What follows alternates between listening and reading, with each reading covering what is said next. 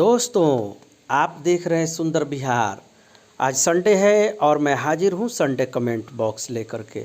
मछली के शिकार से जुड़ा हुआ कोई भी सवाल है जो सुंदर बिहार चैनल के ऊपर कमेंट में आता है, हम कोशिश करते हैं उसी दिन जवाब देने के लिए। लेकिन ऐसा सवाल जो हमारे व्यूअर को समझाने के लिए समय चाहिए तो उसको हम कमेंट बॉक्स में शामिल करते हैं ताकि हमारे व्यूअर को अच्छा से समझ में आ सके। तो दोस्तों, आपके मन में भी अगर कोई सवाल है तो प्लीज़ हमसे सवाल कीजिए, हम कोशिश करेंगे आपके सवालों का जवाब देने के लिए। तो चलिए शुरू करते हैं, देखते हैं आज का पहला कमेंट किनका है। पहला सवाल है सुनील जाटव की तरफ से, लिखते हैं कि सर बाम मछली कितने केजी तक की होती है। देखिए सर, बाम मछली की अलग अलग नस्ल होती है और जो बाम मछली है उसका वज़न भी अलग अलग होता है। तो हमारा जहाँ तक तजुर्बा है, हमने जहाँ तक मछली का शिकार किया है बाम मछली का, तो हमने 1 से 1.5 केजी तक का हमने शिकार किया। लेकिन देखा है हमने बाम मछली को करीब से तो 2 किलो, लास्ट 2 किलो का मछली हमने देखा है बाम मछली का, और काफ़ी लंबी मछली थी। तो लेकिन बाम मछली का अलग अलग नस्ल होता है और ये 18 से 20 केजी तक की होती है सब, और 8 फीट 10 फीट लंबी होती है सब ये मछलियाँ।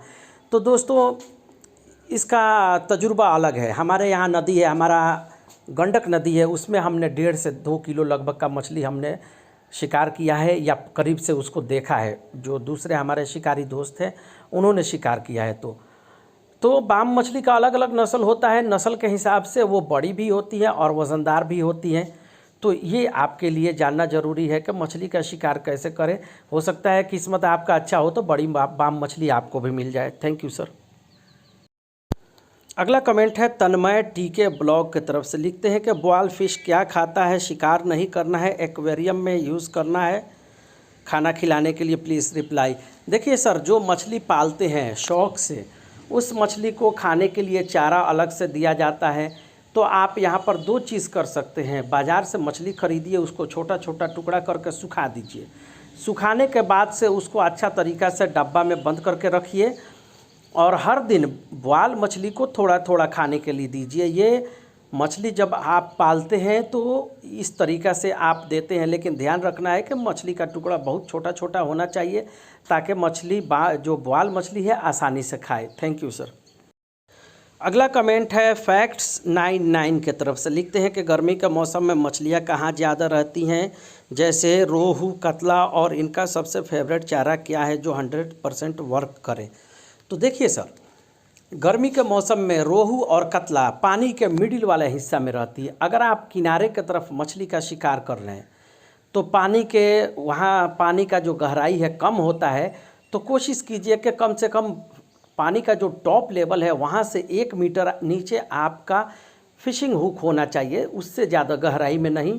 और वहाँ पर मछली को आप चारा देंगे। अभी गर्मी का मौसम है तो गर्मी के मौसम में जो भी चारा बनाइए उसमें शैवाल का इस्तेमाल कीजिए। शैवाल के बारे में जानने के लिए कि शैवाल कैसा होता है, कैसा दिखाई देता है, इस चैनल पर आप सर्च कीजिएगा, शैवाल के बारे में डिटेल से मिलेगा वीडियो आपको।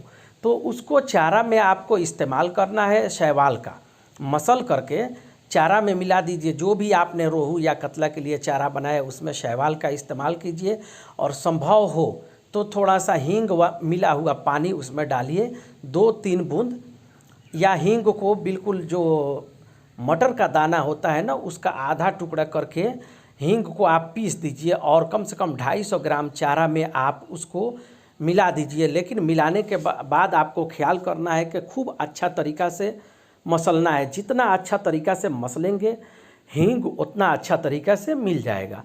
उसके बाद से चारा आपको क्या करना है कि किसी प्लास्टिक में बंद करके रख देना है 2 घंटा के लिए। 2 घंटा के बाद निकालने के बाद से उसको फिर से गूँधिए और खूब अच्छा तरीक़ा से मसलिए ताकि हींग जो है घुल जाए अच्छा तरीक़ा से। फिर इस चारा को आप रोहू या कतला मछली के लिए शिकार कीजिए।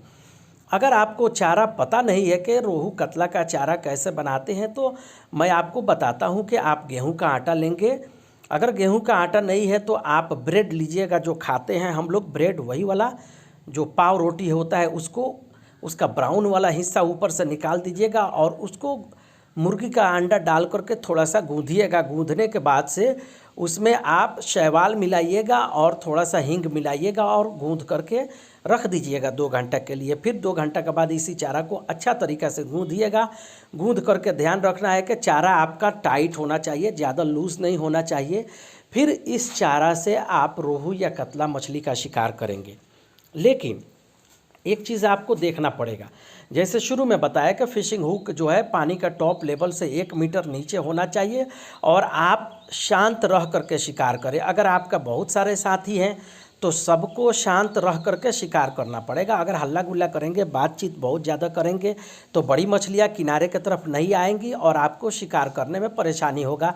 और ध्यान रखना है कि पानी में पहले अपना सुरक्षा कीजिएगा, ज़्यादा किनारे नहीं जाइएगा, अपना सुरक्षा करके मछली का शिकार कीजिएगा। तो इस तरीक़ा से गर्मी के मौसम में रोहू या कतला मछली का शिकार होता है।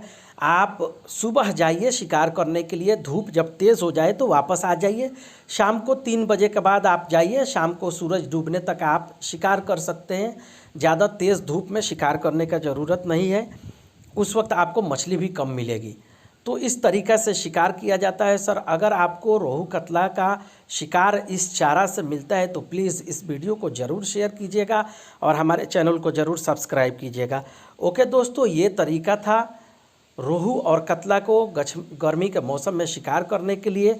अगर आपको शिकार मिलता है तो आप लोग भी हमारे चैनल को सब्सक्राइब कीजिएगा और इस वीडियो को शेयर कीजिएगा। ओके दोस्तों, वीडियो काफ़ी लंबा हो रहा है। सुंदर बिहार देखने के लिए धन्यवाद। थैंक यू, शुक्रिया।